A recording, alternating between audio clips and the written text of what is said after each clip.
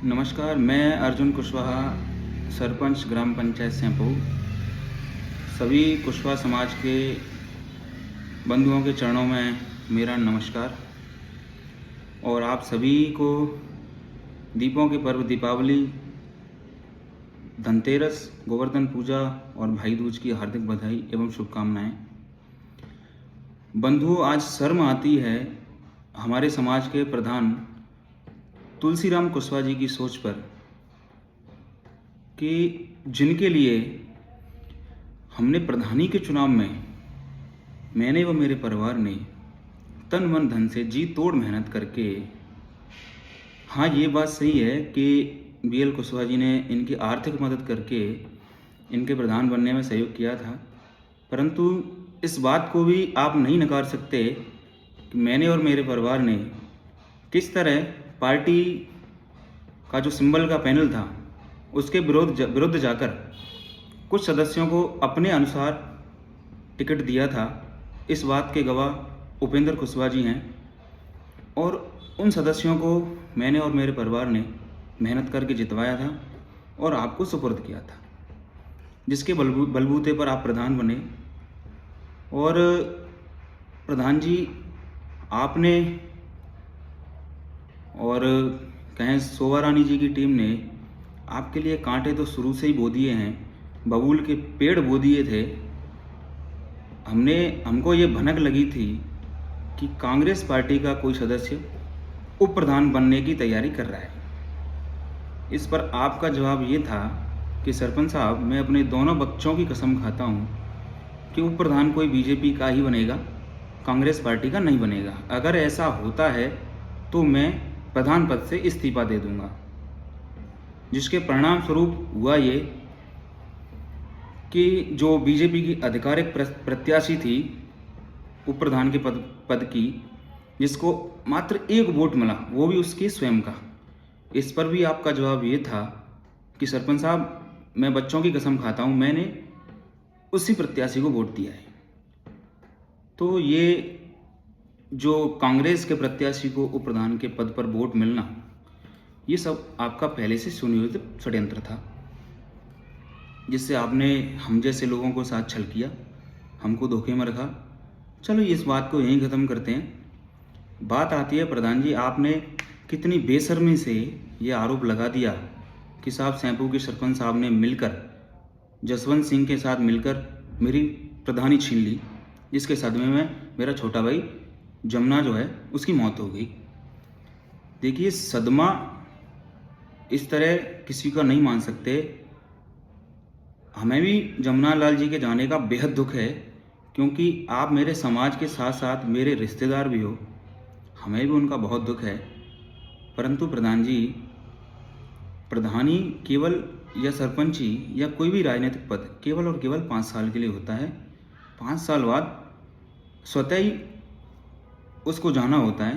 तो क्या इस बात का सदमा किसी को लगता है? खैर, जो भी है, ये आपकी सोच है, इसमें हम तो क्या ही कह सकते हैं। परंतु हमने कितनी बार आपकी आर्थिक मदद की, ये बातें कहने की नहीं हैं, लेकिन आपने गुंजाइश छोड़ी नहीं।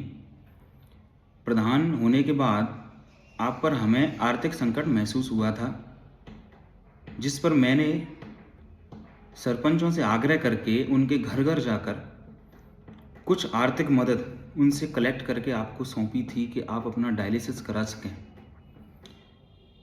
ऐसी मदद हमने कई बार आपके लिए की है, मेरे परिवार ने आपके लिए की है। मैं मानता हूँ उनका एहसान आप नहीं चुका सकते, परंतु आपने सारे संबंध, सारी रिश्तेदारी, सारी भाईबंदी 2 मिनट में समाप्त कर दी। प्रधान जी, राजनीतिक विचारधारा सबकी अलग अलग होती हैं। गत विधानसभा चुनाव में मैंने और मेरे परिवार ने बसपा के प्रत्याशी का साथ दिया। आपकी राजनीतिक विचारधारा अलग थी, इसलिए आपने भाजपा के प्रत्याशी का साथ दिया। परंतु ऐसी क्या बात हो गई कि जिससे आपने हमसे मनमुटाव समझ लिया या हमको दरकिनार कर दिया? खैर, उसको भी नज़रअंदाज कर देते हैं। अब ये एक मानव शैली है प्रधान जी, कि जिस तरह आपको ये लगता है कि मेरे साथ ये जो किया है सैंपू सरपंच साहब ने किया है, तो ये मानव शैली का ये स्वभाव है कि आपने भी मेरा जो बुरा चाहा, बुरा करने की कोशिश की, वो आप कर रहे हो। ठीक उसी प्रकार जब फरवरी 2023 में, फरवरी 2022 में मैं जनता द्वारा निर्वाचित सरपंच, जिसके वित्तीय अधिकार माननीय पूर्व विधायक के प्रभाव में आकर तत्कालीन विकास अधिकारी अनूप सिंह जी द्वारा छीन लिए थे, सारे निर्माण कार्य, सारे विकास कार्य, तकरीबन 2.5 से 3 करोड़ रुपए के कार्य उन्होंने कमेटी गठित करके कराए थे। उस समय क्या आपने मेरे से एक बार भी पूछा कि सरपंच साहब, आपको कोई समस्या है, आपकी समस्या में आपकी मदद कर सकता हूँ? क्या आपने एक बार भी चेष्टा की? मैंने उस बात का भी बुरा नहीं माना, क्योंकि आप असहाय थे शारीरिक रूप से। तो मैंने ये समझा कि आप तत्कालीन विधायक, पूर्व विधायक के प्रभाव में हैं, इसलिए आप मेरी मदद नहीं करना चाह रहे। तो जो मेरे साथ गलत अनूप सिंह जी ने किया, मेरा समय आने पर या मेरी जगह कोई और भी होता, आप ही होते, और आपका समय आने पर क्या आप अनूप जी का बुरा नहीं चाहते? जैसा मानव स्वभाव है, मैंने अनूप जी की भरपूर कोशिश की कि मैं इनका कितना नुकसान कर सकता हूँ। वो जो लेटर पैड आप ग्रुप पर शेयर कर रहे थे बसपा विधायक जसवंत सिंह जी के, वो लेटर पैड मेरे द्वारा ही लिखे गए थे, क्योंकि उनमें पूर्णतः तत्कालीन विकास अधिकारी अनूप सिंह जी की शिकायत थी, जिससे मैं तकरीबन 1 साल पीड़ित रहा। मेरे जो अधिकार थे उन पर कुठाराघात किया, तो मैंने उनका विरोध किया, मैंने उनकी शिकायत की। ये बात बिल्कुल सही है, और मेरी जगह आप भी होते तो आप भी यही करते।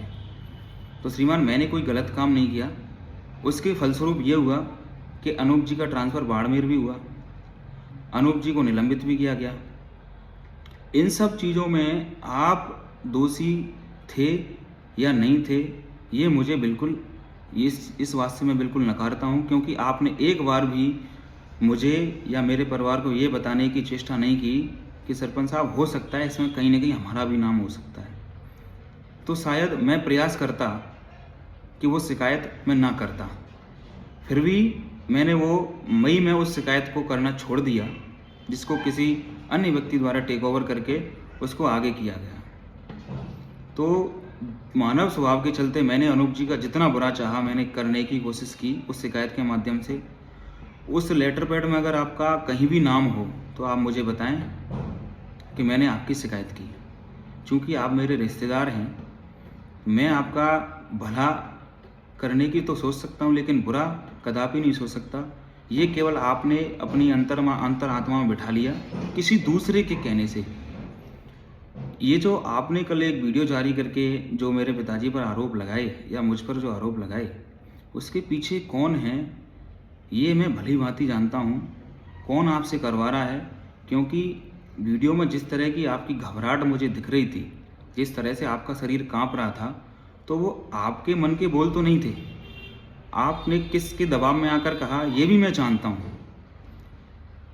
चूँकि आज हमारी विधायिका शोभा रानी जी ने भी एक फेसबुक के माध्यम से एक प्रतिक्रिया जारी की है, तो मैं उनको कहना चाहूँगा, देखो, समाज के लिए संघर्ष करना एक सौभाग्यशाली व्यक्ति होता है जो समाज के लिए संघर्ष करता है। आप कर रहे हैं, हम कर रहे हैं, तुलसी राम जी कर रहे हैं, रामेश जी कर रहे हैं, जो भी समाज के वरिष्ठ जन हैं, अगर वो समाज के लिए संघर्ष कर रहे हैं तो वो सौभाग्यशाली हैं। परंतु राजनीति के विषय में अगर बात करें तो राजनीति किसी एक समाज से नहीं की जा सकती। एक समाज में रहकर आप राजनीति नहीं कर सकते। सभी समाजों को साथ में लेकर चलना पड़ता है। समाज के संघर्षों के योगदान के बारे में मैं आपको क्या कहूँ। मेरे संघर्ष या मेरे पिताजी के संघर्ष या आपके संघर्ष समाज के लिए, समाज के उत्थान में किसका कितना योगदान है, ये समाज भली भांति जानती है। एक छोटा सा उदाहरण है जो मैं नहीं शेयर करना चाहता, परंतु मजबूरी है, क्योंकि हमारी समाज भोली है, किसी भी चीज़ को सत्य मान लेती है, परंतु सत्यता वास्तविक में क्या सत्यता है ये उन तक नहीं पहुंच पाती। जब मेरे वित्तीय अधिकार छीन लिए गए थे, तो मैं मेरे बड़े भाई साहब मदद मांगने के लिए विधायिका शोभा रानी जी के यहाँ गए थे। उन्होंने स्पष्टतः मना कर दिया था कि सरपंच साहब हम आपकी बिल्कुल मदद नहीं करेंगे, स्पष्टतः। फिर भी कुछ समाज के लोगों ने ज़बरदस्ती करके मुझे तत्कालीन मुख्यमंत्री माननीय अशोक गहलोत जी के यहाँ ले गए कि चलो हम आपकी वहाँ से मदद करवाएंगे, हम आपकी वहाँ से मदद करवाएंगे, आपके पावर द्वारा दिलवाएंगे। बंधु, मेरे खिलाफ उस प्रकरण में मुझे इतना डिमोलाइज करने की कोशिश की गई थी कि मेरे खिलाफ 3-3, 4-4 एफआईआर तक दर्ज कराई गई थी। इस तरह का षड्यंत्र मेरे खिलाफ उस वक्त किया गया था। उस समय मुझे सबसे ज़्यादा ज़रूरत मेरे समाज की थी, मेरे समाज के सरपंच बंधु वरिष्ठ जनों की थी, परंतु मेरे साथ कोई भी समाज का व्यक्ति नहीं खड़ा हुआ। अब इसके पीछे क्या कारण रहे ये तो मैं नहीं जानता, फिर भी मैं लड़ा और मैं जीता भी। जब कुछ लोग मुझे मुख्यमंत्री जी के यहाँ ले गए, 10-12 लोग थे, ज़रूरत आने पर मैं उनके नाम बता दूंगा आपको। तो उनके जो ओएसडी थे मुख्यमंत्री जी के, श्री देवाराम सैनी जी, उन्होंने मेरे से क्या कहा था कि साहब आप दो एमएलए से लड़ रहे हो, मलिंगा से तो आप लड़ रहे हो, शोभा रानी जी भी आपकी बुराई करती हैं, शोभा रानी जी भी ये कहती हैं कि आप इनकी मदद ना करें, ये अच्छे व्यक्ति नहीं है। तो मैं भी उसी समाज से हूँ जिस समाज से आप आती हैं। मैं आपके यहाँ मदद मांगने गया था, चलो आपने मना कर दी, लेकिन इस स्तर पर मना करने की क्या आवश्यकता थी? चलो ठीक है, आपको मुझे टारगेट करने में या मुझे डिमोलाइज करने में क्या उद्देश्य हो सकता है, या क्या आपके लालच हो सकते हैं, या क्या कारण हो सकते हैं, ये तो मैं नहीं जानता। परंतु इस तरह के जो आरोप लगाना ये बिल्कुल गलत है। देखो, हम एफआईआर सामान्य तरह एफआईआर जो करते हैं उसमें अनाप शनाप धाराओं में एफआईआर की जाती है, परंतु जिस तरह एक आईओ इन्वेस्टिगेशन के बाद चार्जशीट तैयार करता है, उसमें मैक्सिमम केसों में अगर झूठा होता है तो उनमें एफआईआर दे दी जाती है, और या फिर जो वास्तविक दोष होते हैं उनके चार्ज लगते हैं। ठीक उसी प्रकार तुलसीराम जी, आपने आरोप तो लगा दिए, परंतु इसके पीछे आपने एनालिसिस नहीं किया कि इसमें कितनी सत्यता है या कितनी नहीं है। आप अगर दोषी नहीं हो तो आप सरकार से गुहार लगाएं या कोर्ट की शरण लें कि साहब मेरे साथ गलत हुआ है। अब आप दोषी हो कि नहीं हो ये तो मुझे नहीं पता, जांच का विषय है। जांच में आपको दोषी पाया है, जिसके कारण आपको निलंबित किया गया है, इसका हमें बेहद दुख है। इसलिए मेरा आपसे निवेदन है कि इस तरह की हरकतों से आप समाज का ध्रुवीकरण करने की कोशिश कर रहे हो। ये चीज़ मैं उनके लिए कहना चाह रहा हूँ जो तुलसीराम से कहलवा रही हैं इन सब चीज़ों को। तो समाज इतनी बेवकूफ़ नहीं है कि आपकी बातों में आकर समाज का ध्रुवीकरण करने लग जाए। और मेरा एक निवेदन है कि आप जितनी ताकत मुझे डिमोलाइज करने में लगा रहे हो,